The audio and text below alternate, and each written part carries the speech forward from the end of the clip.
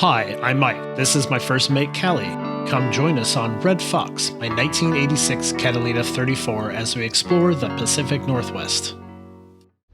I'm not much of a planner. I prefer to dream up adventures with minimal preparation. San Juan Adventures maybe begins. With some free time, I set off on a multi-day trip to the San Juan Islands. Knowing the trip had a lot of motoring, the promising weather made the trip enjoyable. You never have the time for anything. If you want time, you must make it. With full water and gas tanks, I headed north, navigating the Puget Sound's not-so-great summertime winds. The journey, reminiscent of a road trip, allowed me the freedom to control my course and take breaks comfortably.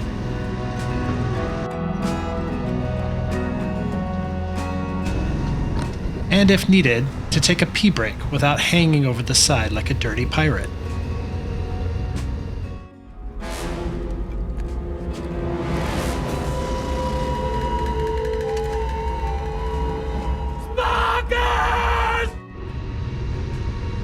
I didn't plan much. Long hours of motoring allow me to passage plan along the way. Midway, I experienced strong tidal currents between Double and Foul Weather Bluff. Also realizing the waters weren't mine alone, an 87-ton cruise ship snuck up on me, reinforcing that. As the sun went down, I had arrived at Port Townsend. A lesson learned that anchoring at sunset was not enjoyable. Limited experience with this boat, I had to teach myself local tides, anchoring ratios, and spacing, which was extremely nerve-wracking on-the-job training. Well, made it to Port Townsend. Whew, that was a long sail. Had to anchor kind of in the getting close to the dark, which was not fun. Wouldn't do that again. Hopefully my anchor sets tonight. I'll have an anchor alarm on. We go back to the boat? No. Should we go back to the boat? Yeah? No?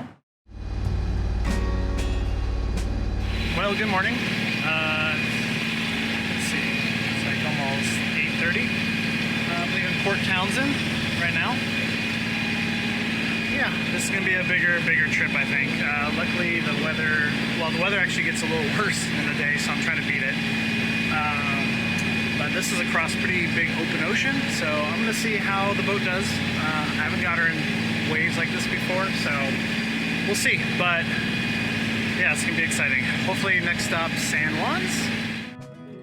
The eastern side of the Strait of Fuca is the first large body of water I have to cross as a solo sailor. I was looking at a 22-mile crossing. Because the strait is exposed to generally western winds and waves from the Pacific, it can be a rough ride across. Until Cattle Point, which needed to be entered at slack tide, as the tidal flow of water could push me right back out into the strait. Besides a squirrely time putting up my sails, the day was extremely calm, zero wind, and not a wave to be seen. I ended up staying in Friday Harbor, enjoying a nice beer and doing some boat work for the night. Good morning. It's Monday. I'm leaving Friday Harbor right now. I'll try to go to Canada. The rules and the phone number seem a little weird, but I got plenty of fuel, plenty of food, plenty of water, all those things, and really Canada is not that far away. So this is day 3. It's Memorial Day. Today it is a hot day. Enough of this motoring crap. Time to get that sail on. Headed to Sydney Harbor. Seemed like with the holiday in the US, there was some discrepancies as if any custom places were open, like in some islands. So Sydney being a major harbor, I'm pretty sure they'll be open. And being a first time, I don't want to deal with any or have any problems or anything like that. So it's a beautiful sail. The sun is out. There's Roach Harbor back there in the United States. So that's it. I've crossed into Canada officially. I'm officially an international sailor. It's something I've been really wanting to do a long time. Super happy to be able to do it. Still need to go through the check-in process with customs, which is about another 2 hours away from here, going to Sydney. Yeah, feels pretty good. After clearing Canadian customs, Cali and I headed to Port Sydney to have a walk around town. Probably the worst time to be stopping into a new city or port is on a holiday, because everything's closed. Well, Instead of paying for moorage, which can be very pricey, we headed to Sydney Spit for a night on the free hook.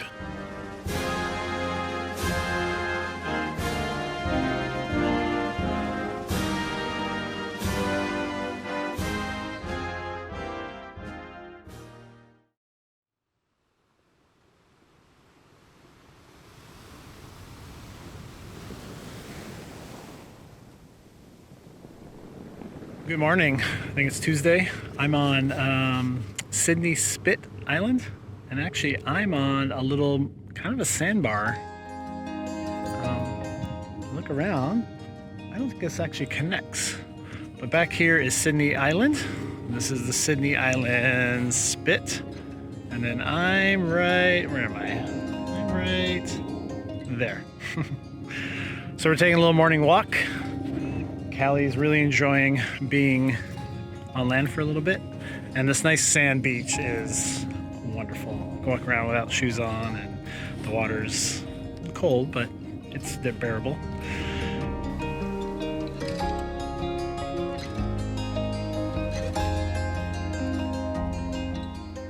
I really enjoyed Sydney Spit. It had the feeling of a tropical destination while still being very close to home. Cool sand between my toes, the fresh air, and Cali was sure having a fun time exploring the shore, sniffing out all the fun things to eat. Ew. I was really expecting a lot more people to be out during this time. But for the most part, I was alone in the blue wild. The Canadian sailing experience was great. The people were nice, even the border patrol was nice. For what I thought would be a busy area, it turned out to be quiet and peaceful. Just leaving Sydney Spit Island, which I anchored at last night. It was very comfortable. I enjoyed it. Had anchor alarm on. Had some pretty big swings, but it was great. I liked it. So I'm headed towards San Juan's again today. I'll be leaving Canada. I'm going to probably go through Roach just because I haven't sailed through there or gone through there, and then I may go up to Fuca tonight. We'll see. See how the weather takes me. Even though the flag is flapping away for wind for sail, unfortunately I'm headed right into the wind. So no sailing yet, but maybe a little bit later when I start to go more east, take a look at the winds. So that's the plans.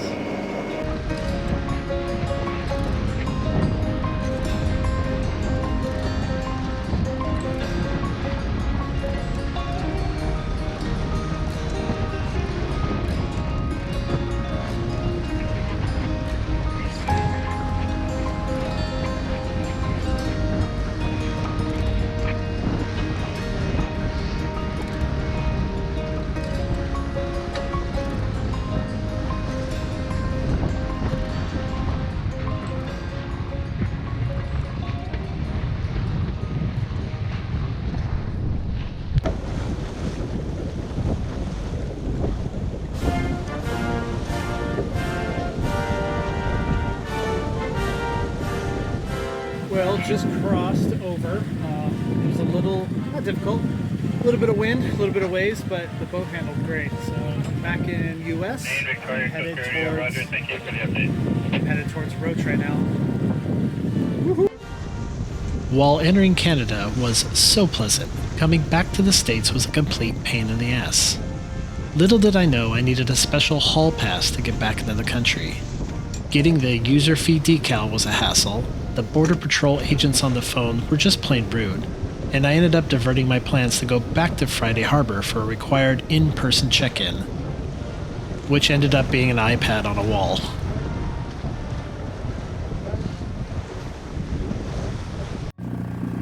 After clearing customs, I headed to Fisherman Bay. I knew it was a safe harbor to drop the hook, and it also had a fishery supply store as I had some things break. After a nice large beer and a burger, it was time to get some well-needed sleep. Good morning. It's Wednesday, September 6th. I'm at Fisherman's Bay on Lopez Island. Anchored here last night. It was a really nice anchorage. Although my anchor drug a little bit in the beginning, I was able to reset it and it worked just fine. My heater stopped last night. I couldn't figure out why. Turns out my alternator is not recharging my batteries, which is unfortunate. Luckily, there was a dock nearby. I'm able to use the guest moorage and recharge, put more batteries or more power into the batteries, get some water, things like that. Recharge all the toys like drones and all that stuff. I was gonna start headed back today, but it's already pretty late as I'm dealing with all these issues. So I may try one more island before I head home. Joke's on you, I can't even go that fast.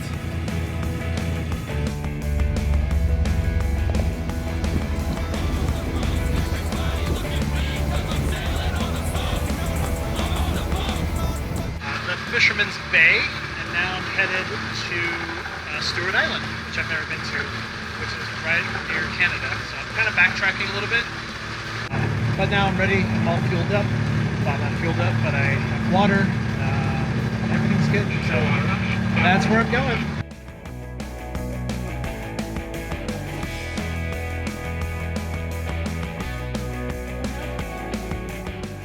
Stewart Island Marine Park is a magical place. It feels very remote, but also very familiar. It's quiet, small, peaceful, a slice of heavenly cruiser life. A joy to bob around while having a beer and cooking some hot dogs as the sun sets.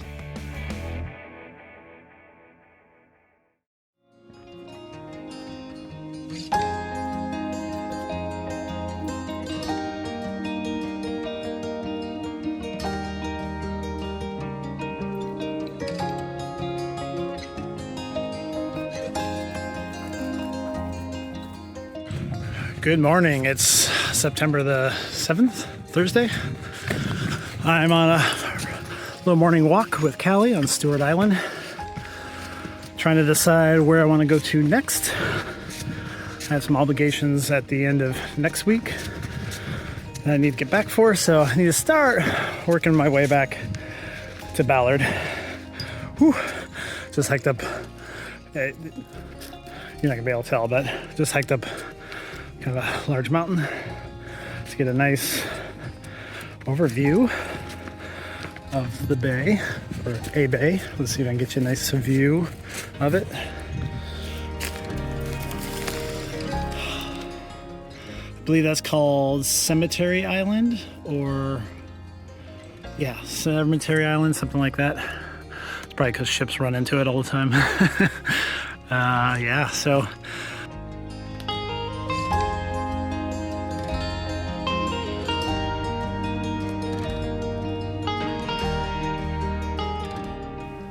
the Puget Sound stands as a no-discharge zone, signifying that when our blackwater tanks reach full capacity, we are prohibited from simply releasing the contents into the seawater, a positive environmental measure.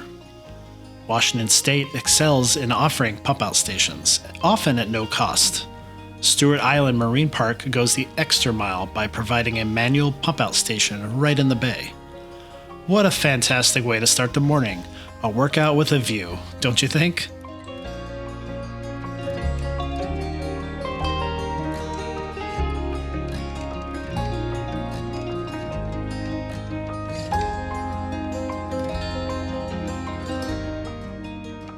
While sailing, the desire for a steady breeze is constant, yet the whims of weather don't always comply. The San Juan Islands, especially in the summertime, tend to be relatively calm, often necessitating a reliance on the motor to reach your destination. However, this presents a silver lining. A great moment to attend to some onboard housekeeping.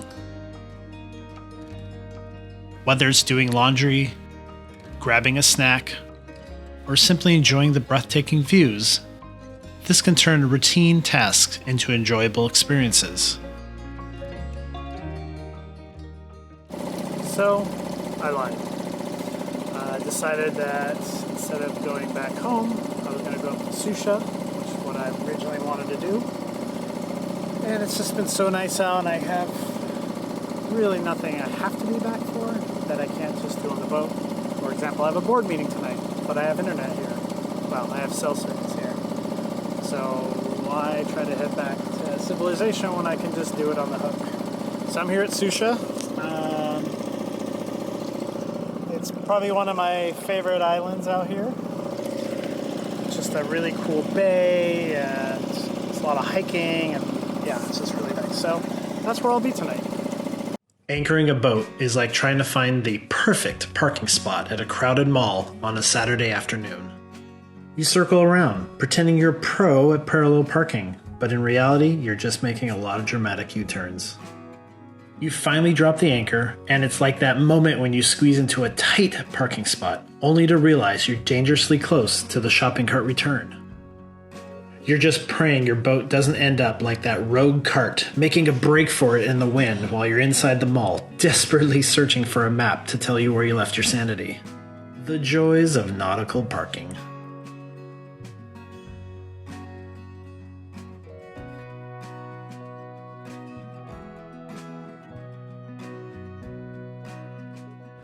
Susha Island was probably one of the first islands that made me really want to go sailing, like longer distances.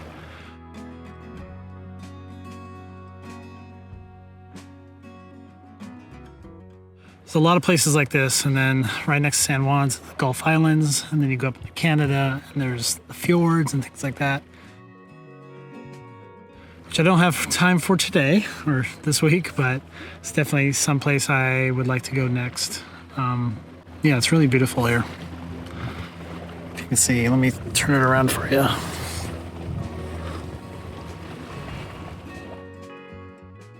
I've long regarded Susha Island as a luxurious anchorage.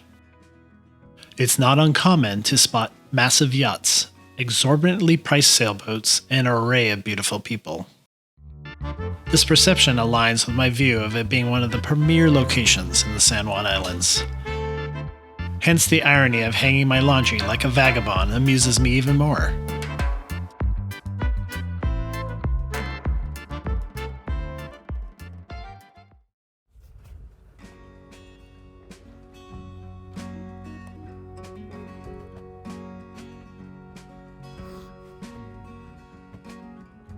Good morning. It's September the 8th. I'm in Susha Bay, well, Echo Bay. And it looks like it's low tide, and it's kind of foggy this morning. It's kind of crazy. My house battery, I think, is low again, which means it's not charging, which means the heat died last night, which is fine. I have a sleeping bag and all those other things. So I think I may head to Friday Harbor just to top off the batteries, because I don't want them to get too low, because then they're non-recoverable after that.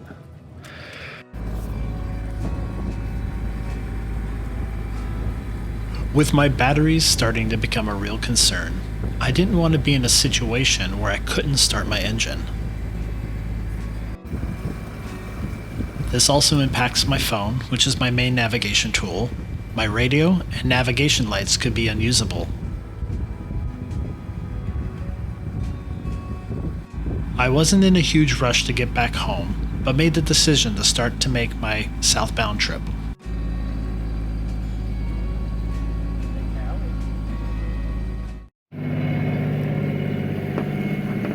So it's times like this that I wish I had AIS, or what I also need is a radar deflector, because I'm in the thick of fog. I can probably see about a quarter mile away, and that's about it. Luckily, I'm not going very fast. There isn't any ferry traffic that comes through here or anything like that I know of. I've seen one or two boats come through, Yes, I do have the horn ready to go just in case. While I do have navigation on my phone, which is super helpful, I also made sure that the last time I looked, last time I got a bearing was about 190, and I know that will bring me to exactly where I need to go. So it's always nice to have a compass on board to see exactly where you're going, just in case the tropics fail or anything like that. But yeah, AIS would be nice, and a radar deflector, which I do not have, is another thing. These round masts don't shoot back a radar signature very well. And so fiberglass boat with no radar signature is almost invisible. It's hard to see, but my AIS tracker at least is showing there is a boat somewhere behind me, which is warning lights. I don't know what kind they are, but this definitely lets me know that they are behind me, which is nice. Luckily, no one is going too fast that I've seen so far, so yeah, a little scary, a little fun, a little eye-opening, a little more cautious. Kind of keep my ear open to see if I can hear anything or hear anybody, but it is a little hard with the diesel engine going. Woohoo! Feeling real salty today. I haven't taken a shower in about 2 days. Just trying to conserve some water. Done a little, what do they call it, a bath.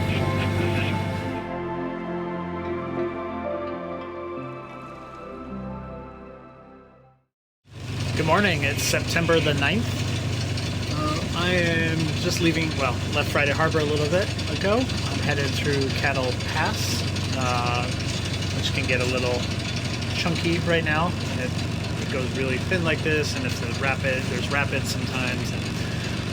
But I'm on my way to Port Townsend. It's a nice and clear day. There is no wind out, but it's sunny and it's nice, so at least it's not raining.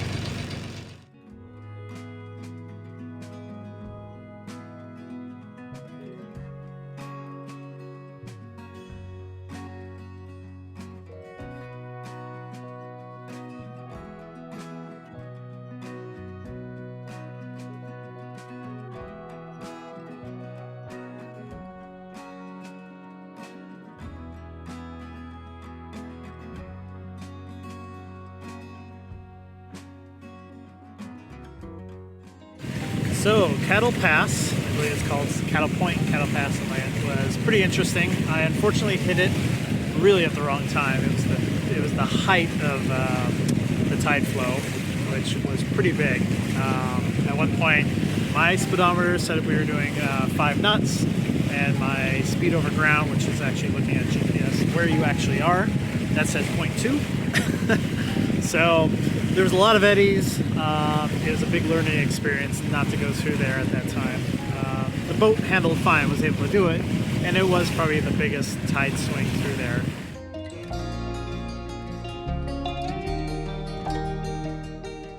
So I'm about halfway to Port Townsend, in the middle of Fuca Strait. It's been pretty calm morning. The wind is kind of non-existent.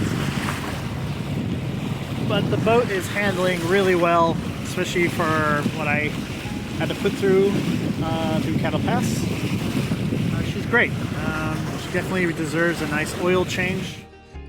Just say about no waves.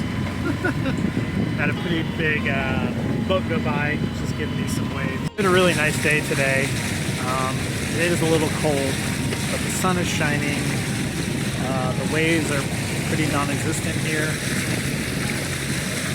especially for this being a big open channel. It's been a great day. Definitely looking forward to getting back. The boat needs some, not repairs, just some upgrades and some other things that I've just found out along the way, which is, that happens. It's great. What rolls downstairs, a motor in pairs, rolls over your neighbor's dog? What's great for a snack and fits on your back? It's long, long, long. It's long, long. It's big, it's heavy, it's wood. It's long. After sailing all day across the Strait of Fuca, I reached Point Wilson. I was surprised to see hundreds of sailboats just outside of Port Townsend.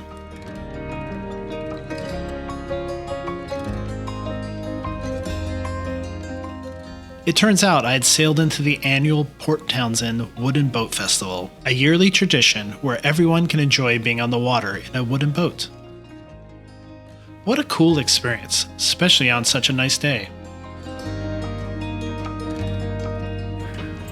So I'm back at Port Townsend for the night. Anchored over there. Cali and I, dinghy is right back there. So yeah, this is our stopping point before going back to home. Let's see if I can find some maybe fish and chips tonight. Nom, nom, nom, nom.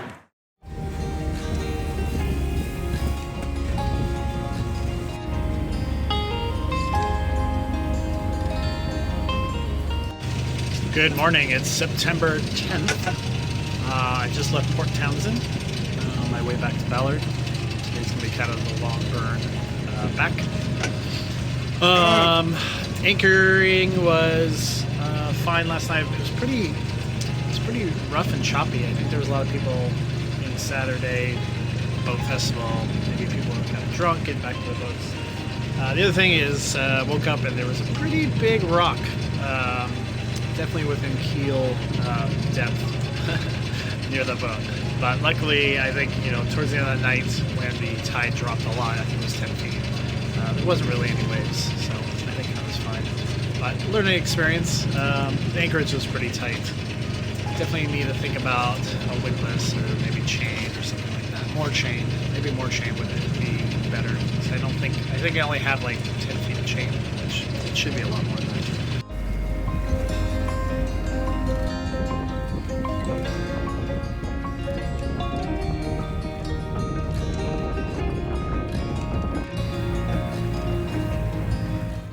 Woohoo! I'm back at Shishol. Man, what a wonderful trip. It was a lot of fun. Nothing was planned. I loved it. It's nice to be back home though. I got plants to water. I'm sure Callie's happy to be back, but she seems to become quite the boat dog. Jumping in and off the boat has been fine to her. Jumping on the dinghy has been fine, so it's been great. Distance traveled, 238 nautical miles, which is 274 miles, and 444 kilometers. Total travel time was around 53 hours. Destinations included Port Townsend, Friday Harbor, Port Sydney, Sydney Spit Island, Fisherman's Bay, Stewart Island, Fuca Island.